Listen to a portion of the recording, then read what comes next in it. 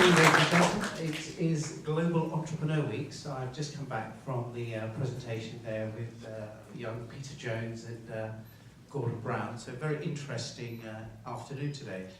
I thought, as people always like to kick off with Dragon's Den, I thought maybe I'll just share a little bit of observations on the den and just get the first. Everybody always wants to know which is the deal that you regret losing the most.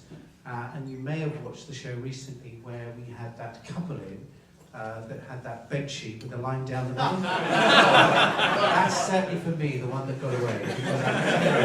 Because the big sort of theory there was that couples in this country are falling out with each other because of territories on the bed. You know, which side of the bed should you be on?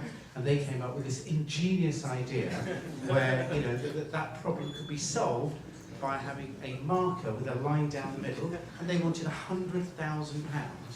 And what I must tell you, which is really amazing, is people think that Dragon's Den is so easy. You know, I'm sitting there, I'm trying to be intelligent, I'm looking at this couple and thinking, what question do you ask about that business? Because I couldn't really question the number because that was so ridiculous anyway. So the best question I could come up with is, I said, can you tell me, how long have you been working on this amazing idea? And they looked at me really seriously and said, 2 years. Okay, so clearly that was the one that got away, but that's the one I didn't do. But essentially how I got onto the den, I started my career as essentially a headhunter. I come from a family business where my father had a business, and just like any other Asian dad, he felt that his son would go into the family business. And unlike sort of Western parents, you have a debate. With the Asian community, it is you will go into the business, won't you? And I said, well, actually not really, Dad. And he didn't take that very well. So like every 16-year-old, I threw the toys out of the pram and left home. And having left home, I also left school at the age of 16 without any GCSEs or any A-levels or anything, thinking I was going to have a strop and then come back after 2 weeks. But actually I didn't go back. I decided that my father was being a tad aggressive and I'd teach him a lesson and I'll go out and make it in the big world on my own. And my mother, just as I was leaving, gave me, in those days, it was a post office savings book where she used to put my family allowance. I think as a kid you get like £3 a week or something. And I'd amassed this huge fortune of 30 quid at that point. And she said, sweetheart, take this with you because you'll need something. So I left her with £30 and essentially just stumbled into the concept of recruitment, which is how I started, and set up a business called Alexander Mann. I thought, nice, good Muslim name there, Alexander Mann. And set a business up and felt that clearly the concept of having a prestigious location was really important. So I went knocking on doors down Pall Mall to see if anybody would rent me an office. And I knocked on the door and it was somebody had a serviced office. And I said, well, I want to spend £100 a week. Have you got anything you could give me? Just give me a desk with a phone somewhere. And she walked me to the 3rd floor and opened the door. It was a broom cupboard, no windows. And she said, for 100 quid, that's the best I can give you. And I looked at the address, £50 now. I thought, even a broom cupboard, I'll take it. Which is really how I started, with a chair, a desk. I didn't actually have 2 chairs in there because when you opened the door, it hit the desk. So that was a luxury. And so I started the business, and it was just one of those things. I came up with an idea that just worked. And my idea was, at that time, in the mid-80s, the concept of headhunting was very much at the top end of the market. So headhunters really existed, like Corn Ferry, Russell Rose, etc. And you had the mid-range, which were people like Michael Page and Robert Walters, who did what we call selection, where they take a position and they used to run advertising. Or you had what I call the high street market, where people walked off the street and got a job. And my sort of crazy idea was, why don't you headhunt at the mid-range? Because headhunters only deal with board positions, whereas the mid-range, which is a market 50 times the size, in 1985, the concept of headhunting didn't exist. So I went to organisations and said, let me find you that top person, that middle management, rather than placing an ad in the Financial Times, spend £10,000. If the ad doesn't work, you still haven't found your candidate, but I can guarantee I'll go out and headhunt, and if I don't find the person, you pay me nothing. So quite a simple idea, but it worked. And literally in the first year, the business just took off. And we did, I think, £500,000 revenue, I think £2 million revenue. and really the business grew quite significantly. And essentially my idea, I think 5 or 6 years later, we were doing about 15 million a year.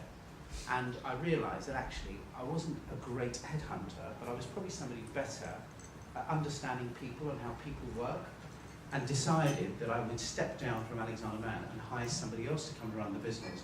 I recruited a chief executive and hired a guy called Jonathan Wright, who joined me, took over as chief exec, gave him the keys to run the business, because what I really wanted to do was back people, had a business that made money, use that capital, rather than place the guy, why didn't I back him to start his own business? And as a headhunter, I felt I was quite good at spotting talent, and I thought, well, step number one, or challenge number one, is can I hire somebody who could run my own firm? So I hired Jonathan, gave him the keys, and fortunately for me, he took the business when it was doing 15 million and handed it back when it was turning over 130 million, did a much better job than I did. And essentially, I gave myself a target of backing 10 businesses over the next 10 years, and during that period, actually invested in 14 businesses. And the two that kind of come to mind, one was a business called Humana, where I met a guy who had much more experience than I did in how to globalize a business, because at that point Alexander Mann just had one location. So it was quite weird standing there saying, I'd like to build this global empire and be in China or Russia or Indonesia, yet I hadn't actually started, or I hadn't even expanded into Chiswick at that point. So I found somebody who had more experience than I did. And when we launched Humana, it was just a name, and we came up with the concept. And the guy that I backed, Doug, from essentially, I think we invested about £500,000, took that business and we grew that to 147 offices in 30 countries and sold the business 8 years later. So clearly found somebody who had that passion, that expertise that I didn't have, but I had the business experience and the capital. And the other person we backed, which was quite interesting, was a lady who worked for Alexander Mann, and she said, you know, you're backing all these people to build businesses. I work for you. What about backing me? Because I've got this great idea. And she gave me an idea which was quite interesting, where at that time recruitment was very much a transactional business. And she believed that the market would evolve and change into a business that would be more outsourced, where organizations would outsource their entire recruitment to one company. Which today doesn't sound crazy, but in '95 the concept of outsourcing didn't exist. And nobody had ever done that before. But she was 27, really passionate, tremendous belief in her idea. And I'm looking at her thinking, but you've only been with us 6 months, you haven't placed anybody, you've never run a business before, and somehow you're going to convince a Vodafone to outsource their entire recruitment to you, and how are you going to do that? But the weird thing is, sometimes, even though the CV may not have read well, or she didn't have the experience, but I just bought into the passion and conviction that the most important thing was she really believed in this idea. So I made a huge financial commitment. We decided to back her. We invested £43 in a set of new business cards, which was the maximum I would go to.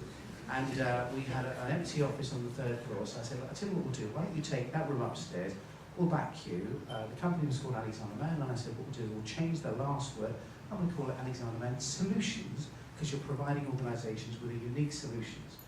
Anyway, so on her own, up she goes, and we set this business up. And even in these very difficult markets, this year, February of this year, that division, Alexander Mann Solutions, was sold to Graphite Capital for £93 million, turning over £380 million.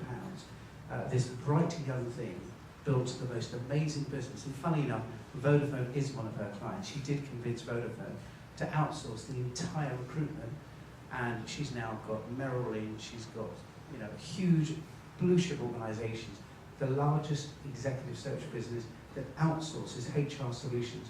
And I think she's in 46 different countries, employs over 1,000 people. But again, from my point of view, it was more about backing somebody that I